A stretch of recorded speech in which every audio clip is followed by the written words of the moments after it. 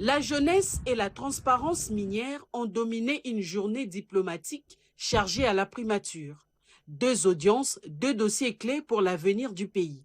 La première ministre Judith Suminwa Tuluka a d'abord reçu Philippe Pollier, sous-secrétaire général de l'ONU, chargé de la jeunesse, en visite officielle pour la première fois en RDC à 32 ans seulement, l'un des plus jeunes dirigeants du système onusien.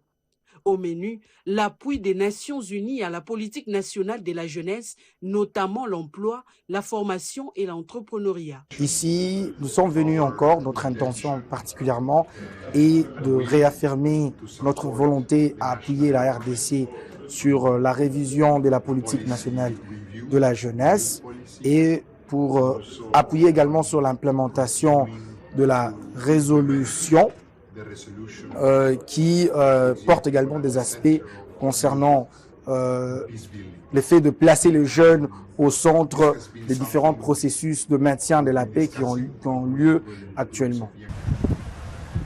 Deuxième temps fort, l'audience accordée à Nassim Benani Kabchi, directeur régional de l'ITIE. Les échanges ont porté sur les avancées de la RDC en matière de transparence minière à l'approche d'une validation cruciale l'an prochain. Nous avons passé en revue les projets majeurs qui ont été clos par l'ITIE, donc l'initiative en République démocratique du Congo, qui ont été financés par le Royaume de Belgique et qui ont porté sur la transparence dans l'artisanat minier, la transparence, le respect des obligations sociales et environnementales des entreprises, ainsi que la modélisation financière des grands projets privés afin de permettre la prévision des recettes et d'aider la République démocratique du Congo à tirer le maximum de ses revenus pour le bien de ses citoyens. Ces projets ont été présentés à des ateliers de haut niveau cette semaine. Ces 2 rencontres confirment la volonté du gouvernement souminois de renforcer ses partenariats internationaux autour de 2 priorités, une jeunesse majoritaire et une gestion transparente de ressources naturelles, moteur du développement national. Vous le savez, la 11e édition du Forum international Makutano s'est clôturée hier et le vice-premier ministre, ministre de Transport et Voies de Communication, Jean-Pierre Bemba, a abordé autour des avancées réalisées dans le secteur de l'aviation, ses têtes dans le transport, dans le panel de transport et connectivité inclusive. D'autres membres du gouvernement, tels que le ministre des Ressources hydrauliques et électricité, étaient présents. Les travaux de la 11e édition du Forum international des affaires Makutano, ouvert hier par la première ministre Judith Suminwa, se poursuivent à l'hôtel Sultani à Kinshasa. En cette 2e journée, différentes personnalités et décideurs ont partagé autour des thématiques telles que l'énergie et le transport. Le ministre des Ressources hydrauliques et électricité, Molendo Sakombi, a donné les statistiques selon lesquelles un Congolais sur 5 a accès à l'électricité. Une situation qui préoccupe le gouvernement de la République. Nous sommes à 21,5%. Il n'y a jamais eu un accroissement pareil en si peu d'années, presque 200% pour augmenter donc notre desserte. Moins d'un Congolais sur 5 a accès à l'électricité dans les zones urbaines et le taux est encore plus bas. Nous avons commencé à répondre à cette grande demande. Je vous rappelle ici que nous avons 78 000 villages à électrifier. Et sous fonds propres, le gouvernement a commencé à construire des ouvrages dans toutes les provinces de la RDC. Et parlant du transport et de la connectivité inclusive, le vice-premier ministre, ministre de Transport et Voies de Communication, Jean-Pierre Bemba, est revenu sur les avancées réalisées dans le secteur de l'aviation. Je peux vous annoncer que 3 autres avions sont en train d'arriver au mois de janvier au plus tard. Il y aura 2 ATR-72. Les ATR-72, ce sont des avions de plus ou moins 7 ans de place. Des avions à hélice qui vont être basés l'un à Kisangani, l'autre à Kinshasa. Kisangani pour pouvoir relier Buta, Iziro, Kindu, Beni et Pouya là-dessus. Et à Kinshasa pour pouvoir effectuer des rotations entre Chikapa, Bandunduvi, Kikwit, Mwanda, Matadi, Bumba, Isala, Bandaka, Gemena, également. Ces assises de Makutano ont comme objectif de servir de plateforme de dialogue pour renforcer l'écosystème économique de la RDC et de l'Afrique. Restitution de la table ronde nationale sur l'emploi et l'entrepreneuriat des jeunes en RDC, toile de fond du briefing de presse tenu conjointement par le ministre de la Communication et Médias et son collègue de l'entrepreneuriat. Regardez. Cet exercice de redevabilité a eu pour thème restitution de la table ronde nationale sur l'emploi et l'entrepreneuriat des jeunes en République démocratique du Congo. Ouvrant les échanges, Justin Kalumba Mwanangungo, ministre de l'entrepreneuriat et du développement des petites et moyennes entreprises, a rappelé que dès son premier mandat, il avait lancé un vaste chantier dédié à la promotion de l'entrepreneuriat en RDC. De cette dynamique est né le programme structurant Pronadec, articulé autour de 3 piliers fondamentaux: la capacitation, les crédits et les contrats des marchés. Nous avions ensemble conçu un programme assez pertinent de développement de l'entrepreneuriat dans notre pays. Et donc nous avons compris finalement que c'est plus englobant de parler de l'entrepreneuriat d'abord, parce qu'il y a aussi les très petites entreprises, il y a les micro-entreprises qui ne sont pas forcément des petites et moyennes entreprises. Et donc la réforme a commencé à travers cette conception assez pertinente du programme national de développement de l'entrepreneuriat au Congo, Pronadec. Revenant sur la table ronde nationale sur l'emploi et l'entrepreneuriat des jeunes, Justin Kalumba Mwanangungo a précisé que l'initiative émanait directement du chef de l'État, Félix Antoine Tshisekedi Tshilombo. Selon lui, ces travaux ont réuni 475 jeunes aboutissant à 305 recommandations et mettant en lumière 12 fléaux majeurs freinant leur épanouissement socio-économique. L'invité de l'exercice de redevabilité a également mis en exergue 3 axes prioritaires issus de ces assises qui serviront de base à la nouvelle orientation des politiques en faveur des jeunes. Interrogé sur les derniers rapports de l'organisation GED, Patrick Mouyayaka Temboué, ministre de la Communication et Médias, a rappelé qu'aucun président avant 2019 n'avait accordé autant d'importance à la sécurité des journalistes et des professionnels des médias que le président Félix Antoine Tshisekedi Tshilombo. Si aujourd'hui nous avons du recul en termes de cotation dans les classements de Reporters sans frontières, c'est plus de l'action des supplétifs qui reproduisent les méthodes du père. Vous connaissez le père Lwanda, le fils l'M23. Et les méthodes du père sont connues, ce qu'il n'y a pas de liberté, il n'y a pas d'espace pour les journalistes. Et donc maintenant, à vouloir faire une allusion ou des comparaisons des situations, je ne suis pas sûr que ces rapports aient été bien lus. Parce que jamais avant 2019, nous avons eu un président de la République aussi engagé aux côtés de professionnels des médias. Et donc, à un certain moment, nous-mêmes faisons un effort pour reconnaître lorsqu'il y a de progrès et pour dire lorsqu'il y a des défis. De toute évidence, nous, aujourd'hui, nous savons que la sécurité des journalistes est un défi, surtout dans les partis sous occupation. Ici est de rappeler qu'à Stockholm, GED a été honoré du prix international de la liberté de la presse, une distinction majeure, saluant son engagement de longue date pour la protection des journalistes congolais. Comment faire pour sauver l'exploitation artisanale de la RDC? Les parties prenantes de l'ITIE national et international se sont rencontrées au village Silkin de Kinshasa-Ngaliema au nom d'un atelier de dissémination des rapports sur l'exploitation minière artisanale cuivre cobalt. Peggy Mukunda nous en dit un peu plus. Renforcer la compréhension des parties prenantes, contribuer à la mise en œuvre de mesures correctives issues de la validation du rapport sur l'exploitation minière artisanale du cuivre, du cobalt et du zinc MAP et évaluer la mise en œuvre des obligations sociales des entreprises minières dans la province du Haut-Katanga et du Lualaba. Autant de sujets au cœur de l'atelier de dissémination de ces 2 études thématiques organisées au village Silkin de Kinshasa-Ngaliema par le secrétariat national de l'initiative pour la transparence des industries extractives. Nous sommes très fiers que les parties prenantes vont s'approprier ces rapports pour un débat public afin que la gouvernance liée à la RSE et à l'exploitation minière artisanale puisse s'améliorer. Il est très important maintenant qu'au niveau de la République démocratique du Congo, ces recommandations se traduisent par des réformes de la gouvernance pour permettre l'amélioration de l'impact du secteur extractif. Cette rencontre a permis aux parties prenantes d'avoir une compréhension commune, de renforcer les recommandations formulées et d'avoir une meilleure visibilité sur les enjeux concrets.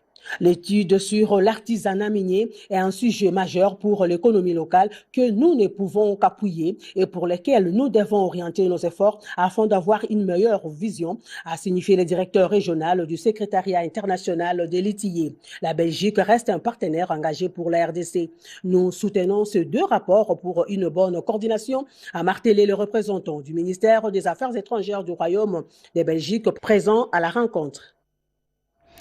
La directrice générale de l'Office national des produits agricoles du Congo a pris une part active aux travaux du deuxième forum économique RDC-Grèce 2025. Mimi Monga a représenté le ministre d'État de l'Agriculture et Sécurité alimentaire à ces travaux, nous dit Marthe Bangazakalala. En collaboration avec la Chambre de commerce et développement héléno-africain, il s'est tenu du 24 au 25 novembre de l'année en cours le Forum économique Grèce-RDC 2025 à Athènes. Les assises de cette deuxième édition du Forum ont réuni les opérateurs économiques grecs et ceux congolais. La directrice générale de l'Office national des produits agricoles du Congo, Mimi Monga Numbi, a représenté le ministre d'État en charge de l'agriculture, Mourindo Nzangi Bitondo. Au cours de ces assises, nous avons fait voir à nos interlocuteurs grecs que le pays avance déjà sur le plan de la digitalisation en vue d'un commerce transparent et équitable en ce qui concerne les produits agricoles. Aussi, nous avons fait valoir les produits que contrôle l'Office national des produits agricoles du Congo, qui sont les produits pérennes destinés à l'exportation, qui ont été découverts ici en Grèce, parce qu'apparemment, beaucoup ne savaient pas que nous avons des produits comme la vanille, comme le café, le cacao, comme le quinquina, comme le pidéine, comme autant de produits rares qui viennent de découvrir, et ils sont intéressés à continuer les discussions avec nous. La République démocratique du Congo, sous l'impulsion du président de la République, Félix Antoine Tshisekedi Tshilombo, tient aux avancées significatives des développements du secteur agricole afin que la revanche du sol sur les sous-sols ne demeure un simple slogan. Il s'est tenu une formation des journalistes sur la réduction des risques des catastrophes naturelles en RDC. L'objectif était d'outiller les hommes et femmes de médias pour assurer le relais de la sensibilisation de la population sur les effets du changement climatique à travers les émissions, les journaux radio et télévisés. On en parle avec Rodé Panda.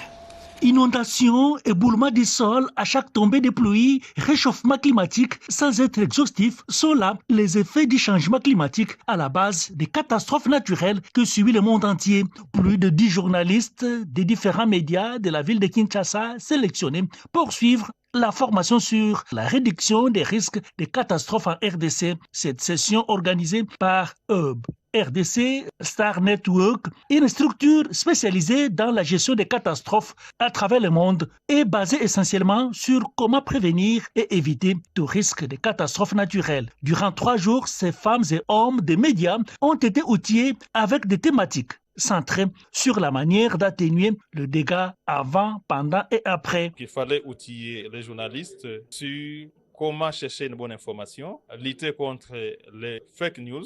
Et avec déjà l'intelligence artificielle, on peut des fausses informations. Et si le journaliste n'est pas outillé en ce sens, il risque de les relayer tel qu'il est reçu. Et là, ça crée plus de problèmes. Nous avons beaucoup apprécié l'engagement des journalistes. Ils sont conscients que les inondations, c'est un problème sérieux dans la capitale Kinshasa et que ça demande que chacun puisse apporter son apport dans la lutte contre les inondations. C'est ainsi qu'ils se sont engagés à mener des reportages, faire des couvertures médiatiques en vue de sauver les vies humaines dans la capitale Kinshasa. Et aussi un développement de la capacité de résilience collective pour que les efforts soient déployés et agir sur les inondations qui continuent à endeuiller la capitale. Un réseau de journalistes spécialistes dans le domaine des catastrophes naturelles a été mis en place pour accompagner les populations des communes sélectionnées.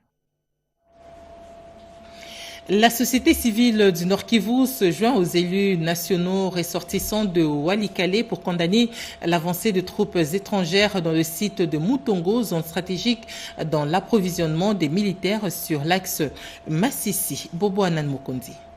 Malgré la signature de l'engagement de cessez-le-feu à Doha entre le gouvernement congolais et les M23 AFC, il s'observe sur le terrain une volonté manifeste de non-respect de ces engagements par les groupes M23 AFC, officiellement soutenus par le Rwanda. L'honorable Willy Michiki alerte et appelle à ses agresseurs à se conformer aux prescrits des engagements pour faire régner la paix dans ces zones, comme le souhaite le chef de l'État, Félix Antoine Tshisekedi Tshilombo. Ces forces négatives continuent d'occuper certains sites à Walikale et tentent de progresser ailleurs. Il y a un autre groupe qui est en train d'avancer de Nyabiondo vers Mutongo, qui est le plus grand centre stratégique de Walikale, comme deuxième cité, puisqu'à partir de Mutongo, on approvisionne presque tous les fronts militaires sur l'axe de Massissi. Donc c'est Mutongo qui est vivé, puisqu'ils n'ont pas pu entrer par Pinga, maintenant ils contournent. Et dès qu'ils sont à Mutongo, ils passent par Kiboua, ils sont facilement à Walikale. Donc il y a vraiment une menace sérieuse et les Wazalendo, malheureusement, n'ont plus d'approvisionnement depuis quelques temps et ça pose vraiment un problème très sérieux. Inquiet, cet élu de Walikale alerte sur le danger qui guette certaines cités stratégiques, notamment celle de Mutongo, centre stratégique d'approvisionnement de tous les fronts militaires sur l'axe de Massissi. Pourtant, la signature de ces engagements marque la responsabilité des deux parties dans un processus de paix durable. Et dans la province du Nord Kivu, le commissaire divisionnaire de la PNC appelle à l'enrôlement de la police. Regardez. À mission d'inspection, c'est mardi 25 novembre 2025. En ville de Butembo, le commissaire provincial a rencontré les forces de l'ordre lors d'une parade spécialisée organisée au stade André Vanevel devant les policiers, officiers et agents subalternes rassemblés à différentes unités. Le commissaire divisionnaire adjoint Dieudonné Makambo Gimba a transmis le message du commissaire général de la PNC lancé depuis Kinshasa, soulignant la nécessité de la discipline et du patriotisme, notamment pendant cette période marquée par une crise sécuritaire persistante dans la partie orientale de la RDC. Il faut qu'il y ait une nette différence entre ceux qui sont dans des zones occupées, là où les terroristes sont en train de torturer nos frères et sœurs. J'ai insisté à nos hommes de travailler ensemble avec la population et de ne pas accepter que des cas pareils puissent être enregistrés ou constatés ici chez nous. Ces patrons de la PNC au Nord Kivu a également assuré que des dispositions, notamment les renforts des effectifs, sont déjà à place pour garantir la sécurité durant les festivités de Noël et du Nouvel An. Il a en outre exhorté la population civile à collaborer activement avec les forces de l'ordre pour une sécurité optimale. C'est numéro 1 de la police au Nord Kivu a par la même occasion appelé la communauté à s'approprier l'opération à court des recrutement des jeunes policiers. Notre devise. Et dans la province du Kasaï, l'autorité provinciale a procédé au lancement de la campagne de vaccination gratuite contre la poliomyélite. Regardez. Plus d'1 million d'enfants de 0 à 5 ans vont du 27 au 29 novembre 2025 bénéficier des 4 gouttes du vaccin contre la poliomyélite dans les 26 zones de santé du Kasaï central, dont la stratégie est les porte-à-porte. Statistiques rendues publiques au lancement ce mercredi par le gouverneur Joseph Moïse Kamboulounkonko des journées nationales de vaccination contre cette épidémie à partir de la commune d'Nganza. Réitérant l'engagement de partenaires techniques et financiers, Dr Séraphin Pételo de l'UNICEF a indiqué que des appuis importants sont disponibles pour accompagner les gouvernements dans ces efforts d'éradication de la poliomyélite et autres maladies évitables par vaccination. Notre objectif est de vacciner tous les enfants cibles pour les protéger contre cette maladie dangereuse. Donnant l'ego, le gouverneur Kamboulounkonko a rendu hommage au chef de l'État Félix Antoine Tshisekedi Tshilombo pour ses efforts dans les secteurs sanitaires. L'autorité provinciale en a profité pour interpeller la conscience des organisateurs, parents et tuteurs d'enfants pour le bon déroulement de cette campagne. Tous ceux qui ont la petite charge de coordonner cette activité, d'être conséquents. Partout où nous apprendrons que les superviseurs, les médecins chefs de zone, ont failli à leur mission pour que les listes n'arrivent pas en temps réel là où elles doivent être pour qu'on paye les compatriotes, eh bien, ces gens-là seront sévèrement sanctionnés. Chers parents, vous êtes tous invités, vous aussi, à garder les enfants à la maison pour les faire vacciner gratuitement. Sachez que plus les enfants sont vaccinés, plus ils sont protégés contre les maladies impitoyables. Cette activité s'est déroulée en présence de la ministre provinciale de la Santé, membre du Conseil provincial de sécurité, ceux du gouvernement, bourgmestres et corps soignants avant la vaccination symbolique dans les ménages ciblés. Même exercice dans la province de la Chuapa où plus de 500 000 enfants de 0 à 59 mois seront vaccinés contre la poliomyélite.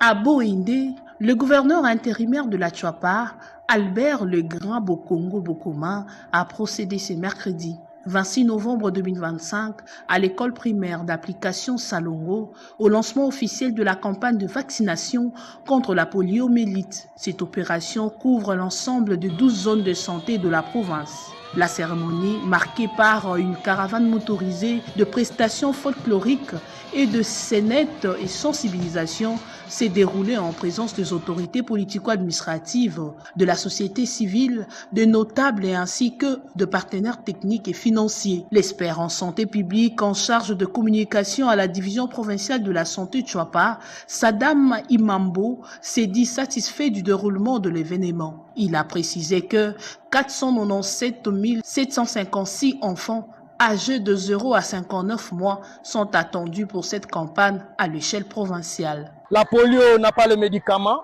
Le grand moyen de lutte et le grand moyen, c'est la prévention qui passe par la vaccination. C'est pourquoi nous demandons aux parents et aux gardiens d'enfants de demain jusqu'au 29 de faire vacciner les enfants au passage des vaccinateurs. Le vice-gouverneur a pour sa part rendu des hommages appuyés au président de la République, Félix-Antoine Tshisekedi Tshilombo, et a exhorté le parent afin de garantir un avenir meilleur à la jeunesse de la Chuapa.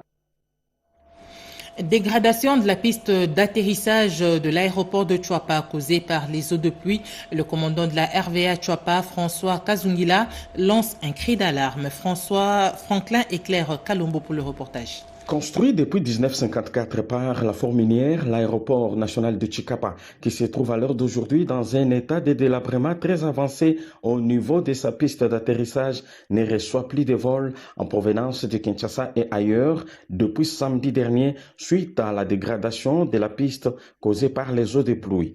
François Kazungila Kitaka, commandant RVA Chikapa, qui s'est confié à notre micro après une ronde effectuée ce jour sur la piste d'atterrissage de cet aéroport, explique pourquoi il a pris la décision interdisant l'atterrissage des avions à Chikapa. Nous avons pris la résolution de fermer, c'est à titre préventif, parce que nous ne pouvons pas prendre ces risques. Je crois à la dernière pluie qui s'est abattue chez nous ici, la pluie a commencé de 23h à 6h du matin. Comme nous n'avons pas un bon système de drainage, alors tous les puits que nous avons mis le long de la piste pour retenir l'eau étaient remplis.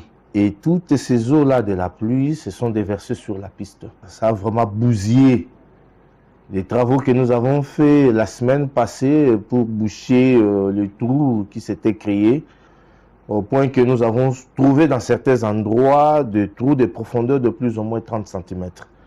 Les avions, ce sont des machines très sensibles. Moindre secousse, moindre coup, c'est le choc au niveau de l'appareil. Cette piste est également menacée par ces ravins très actifs qui progressent chaque jour qui passe.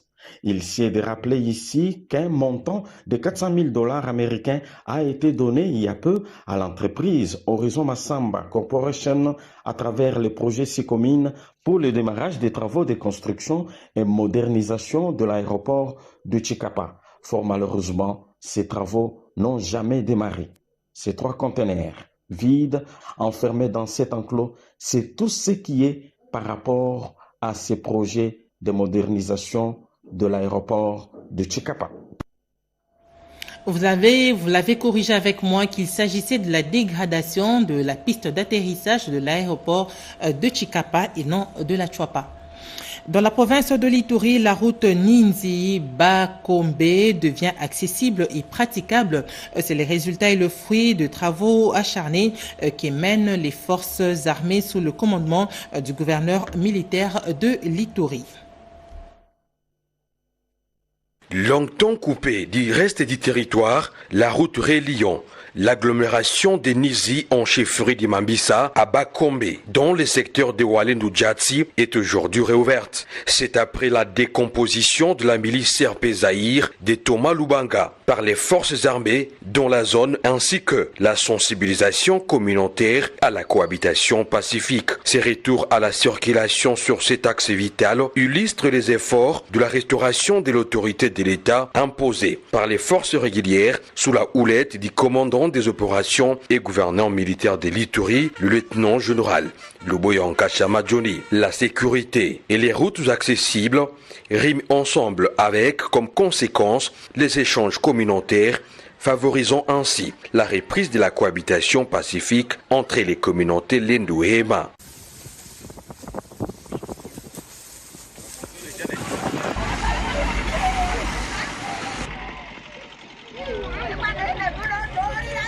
Paul Matata Dramani, président de la communauté Lori Djati Sud, a salué les franchissements de cette étape et en débouché à la réconciliation. Ici, nous sommes sur la route Bakombe, secteur de Walendu-Djatsi, dans le groupement Dzna, qui vient dans le village Bakombe, qui relie directement Mambisa à travers le groupement Tratibo avec le groupement Dzna. La route ici nous aidera pour la pacification, groupement Taratibo avec le groupement Dzna. La réouverture officielle de la route Nizi-Bakombe est prévue dans les prochains jours. Elle affirme non seulement le désenclavement des deux communautés, mais aussi l'ancrage progressif de la paix. L'état de siège montre ici que la combinaison de l'action militaire et du dialogue communautaire peuvent ramener la stabilité dans les zones autrefois en crise sécuritaire. Et toujours dans la province de l'Ituri, la population appelle à l'asphaltage de la route nationale numéro 27. État de la route nationale RN27, les voix s'élèvent pour plaider en faveur de sa réhabilitation. La plus récente est celle de l'opérateur économique de l'Ituri, James Kenda. Cet importateur de Renault dans la région dit reconnaître l'importance de cette route qui relie Komanda à Golé, à la frontière avec l'Ouganda, d'où proviennent beaucoup de produits en passant par Bunia. L'état de la route RN27 n'est pas bon. Il faut l'asphalter. Nos camions avec des marchandises à l'importation connaissent de sérieuses difficultés. Que le gouvernement signe des contrats avec des entrepreneurs pour son asphaltage. Nous voulons être comme ceux qui font Kinshasa, Matadi, Lubumbashi, Kolwezi, Kasum, Balesa. Si cela se produit ici chez nous, ce sera une très bonne chose pour le développement de ce coin du pays. Nous plaidons que ce marché de construction de la route RN27 soit accordé aux entreprises locales. Une façon pour le gouvernement central de les soutenir et les encourager. Pour ces travaux, James Kenda veut voir le gouvernement congolais privilégier les entreprises des fils du coin pour leur exécution car elles ont prouvé leur capacité dans ces secteurs. Les fils de Haru a salué les travaux d'infrastructure réalisés en Ituri, particulièrement à Bunia, par le gouvernement central et l'administration militaire. C'est le cas des routes urbaines à Bunia, l'université de Bunia et l'aéroport de Murongo, dont les travaux connaissent des avancées significatives pour accueillir des gros porteurs. Je me réjouis de la construction de l'Unibu et l'aéroport de Murongo ici à Bunia. Je félicite le chef de l'État, Félix Tshisekedi, et le gouvernement central pour ses œuvres réalisées dans cette province de l'Ituri. Notons que l'Ituri est l'une des provinces du dernier démembrement qui fait la fierté de la RDC avec son développement. L'Académie des Beaux-Arts a lancé sa rentrée scientifique sous le signe de la préservation du patrimoine culturel. Elle a mis en lumière les enjeux de la conservation et de la restauration des œuvres d'art, une démarche qui ouvre une réflexion profonde sur la transmission de ce patrimoine. Reportage. Garder intacte une œuvre d'art, patrimoine culturel, sans l'altérer, un exercice scientifique complexe. qui fait appel à deux notions, la conservation et la restauration. C'est à travers cette démarche que l'Académie de Beaux-Arts a effectué sa rentrée scientifique. Plus qu'une simple reprise d'activité, il s'agit, selon le directeur général de l'Académie des Beaux-Arts, Henri Kalama Akoulez, d'un moment de réflexion profonde à la question comment préserver et transmettre les patrimoines culturels tout en saluant la qualité des enseignements dispensés au sein de son établissement. Pour les étudiants, encore en cours de parcours, œuvre pour prolonger le plus longtemps possible la vie de l'ensemble des biens patrimoniaux et comme des bons médiateurs culturels, par leur travail, ils renforcent la transmission aux générations futures, le message et la valeur patrimoniale majeure des objets qu'ils soignent. Ainsi, je déclare ouverte la rentrée scientifique à la mention conservation et restauration d'œuvres d'art. S'en est suivi une exposition des œuvres d'art des étudiants de l'Académie des Beaux-Arts, une manière de présenter à l'opinion les degrés élevés du savoir acquis dans la sauvegarde du patrimoine culturel avec l'accompagnement de partenaires dans les centres Wallonie-Bruxelles. Place à présent à la revue de presse dans une présentation et sélection de